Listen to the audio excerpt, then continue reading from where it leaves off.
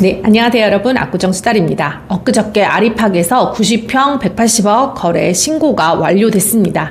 평당 2억 시대가 아닐까라는 생각이 드는데 정말 그런 거래가 되나요? 하시겠지만 현장에서 있어 보니까 보통은 1억 모으기가 제일 힘들잖아요. 1억을 모았을 때 그 다음 자산가액을 늘리는 데는 가속도가 붙듯이 거래를 해보면 고가주택 시장에서는 매수자가 1명이다 하는 경우와 2명, 3명 이럴 때는 가격의 오름폭이 가격이 낮다라고 하면은 뭐 몇 천만 원 혹은 뭐 억 단위로 뛴다라고 하면 좀 가액이 묵직하다라고 하면은 5억 뭐 10억 단위로 타타닥 뛰어요. 근데 고가 주택 시장에서 매수자분들은 5억 때문에 그 매물을 포기하진 않거든요. 희소성이 그 키워드라고 말씀을 드린 이유도 바로 그런 이유 때문에 그렇습니다. 그러다 보니까 정부에서도 주택 거래는 활성화시켜야 되는데 한편으로는 이렇게 오르는 집값의 폭도 높고 속도도 빠르다 보니까 그런 부분의 조율 때문에라도 반포 쪽도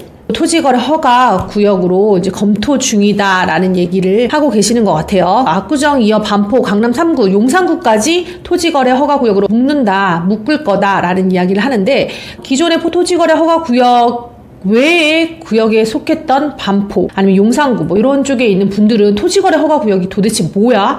질문하시는 분들이 꽤 계시더라고요. 토지거래 허가구역 특히나 압구정 매입과 관련돼서 토지거래 허가구역에 대해서 조금은 상세히 답변 드리도록 하겠습니다. 토지거래 허가구역은요, 내가 집을 사려고 하는데 자금이 있다라고 해서 살 수 있는 곳이 아닙니다. 돈은 있지만 구청에서 허가를 해줘야지만 매입을 하실 수 있습니다. 여기가 공산주의 국가냐? 아닙니다. 대한민국은 민주주의 국가입니다. 하지만 토지거래 허가구역으로 묶인 곳은 강남구청 혹은 관할구청 국토부의 허가를 받고 그 후에 매입하실 수 있고, 기존에 난 주택이 있었다. 그게 한 채든 두 채든 세 채든 상관없습니다. 주택수와 상관없이 무주택의 경우에는 쉽게 허가가 나오겠지만 유주택자의 경우에는 압구정동의 경우에는 기존에 허가 나온 시점, 허가 나온 날을 기점으로 해서 1년 내로 반드시 기존 주택을 매도하셔야 돼요. 만약에 안 팔면 어떻게 되느냐? 이행강제금이 나옵니다. 이행강제금 금액은 얼마예요? 이행강제금의 금액은 매입하신 압구정 아파트의 대지 지분 곱하기 상한 10%까지 생각하시면 돼요. 최대 그 정도의 금액이 매해 이행할 때까지 부과될 수 있습니다. 정말 부과된 사례가 있나요? 있다라고 하시더라고요. 상담을 하던 중에 이행강제금이 나와서 2억을 내셨다라는 이야기까지는 들어봤었습니다. 뭐 그렇다고 해서 그럼 이행강제금 바로 나오는 거 아니냐? 막 걱정하시는 분도 계시는데, 허가 나온 시점으로부터 1년 내로 기존에 있는 주택은 매도하시면 되고, 만약에 파는 중이면 어떡하냐? 그럼 팔고 있는 중인 부분을 증명하시면 되고, 뭐 계약서를 썼다라고 하면 계약서 부분을 소명하시면 돼요. 구청이나 국토부에서는 지금 사는 그 주택만 가지고 계셔라 라는 개념이기 때문에 시점이 됐을 때 뭐 계약이 들어갔고 이렇게 진행 과정이 있다라고 소명을 하시면 즉시 이행강제금을 부과하지는 않습니다.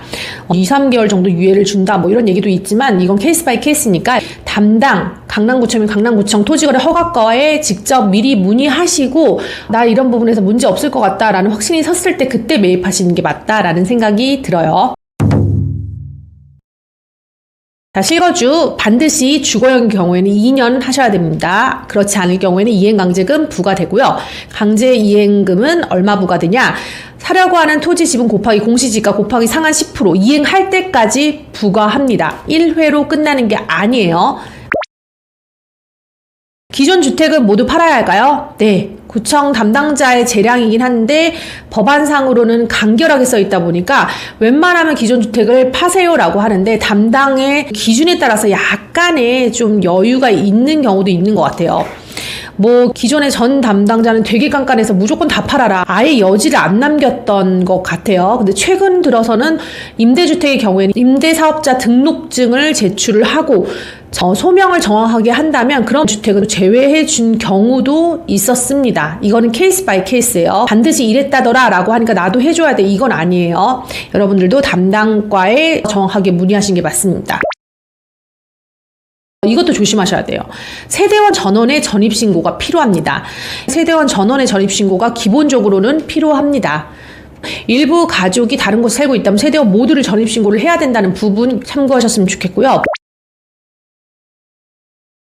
부모님 댁에 거주 중인 30세 이상의 성년 자녀가 만약에 주택을 사야 된다라고 하면 부모님 기존 주택이 있고 성년 자녀 단독으로만 압구정을 매입할 경우 이건 어떡하냐? 우리 부모님은 나랑 안 살 건데 이런 경우에는 단독 세대 입주라고 기재하시고 허가 받으실 수 있어요. 단독으로 입주하시면 되고요. 세입자가 있는 주택을 취득하는 경우는 어떻게 해야 되나요? 이건 매도자와 관련돼 있는데 압구정 소유주분들 세입자가 있는 주택을 팔려고 한다라고 할 경우에는 이 세입자분께서 나중에 이 매수자가 잔금을 치를 때 반드시 이사를 가겠다라는 동의서를 허가 신청할 때 써줘야 됩니다. 미리 나는 매도를 해야 되는데 라고 하면 임차인에게 말씀하시고 임차인에게 거래가 진행될 시점에 임차인 동의서 써줘야 될 것 같다라는 부분도 말씀하시고 미리 받아놓으시면 좋을 것 같아요. 토지거래 허가 구역의 연장은 1년에 한 번씩만 되는 줄 알았는데 5년이 지난 다음에 이제 한 세트 구간이 멈추는 줄 알았는데 그게 아니었어요.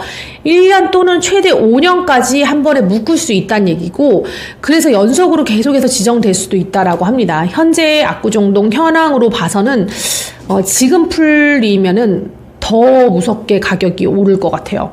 가격 상승의 그 속도가 굉장히 가파르고 그나마 그래도 토지거래 허가구역이기 때문에 이 정도인데 이게 풀려버린다? 그럼 훨씬 더 가격이 오를 수 있을 것 같아서 한동안은 압구정동도 토지거래 허가구역에서 풀어주는 것을 기대하기 좀 어려울 것 같고 그 외에 나머지 반포, 용산 등등 해서 안 묶인 곳들도 마저 묶을 예정이라고 하니까 토지거래 허가와 관련된 부분 궁금하신 분들은 구청 토지거래 허가 담당자에게 물어보시고 그 후에 매입을 하시는 게 훨씬 더 안전하다라고 말씀드리고 싶습니다. 앞으로 더 늘어날 것 같은 이 토지거래 허가 구역과 관련된 매수자들의 궁금증 관련돼서 정리해 보았습니다.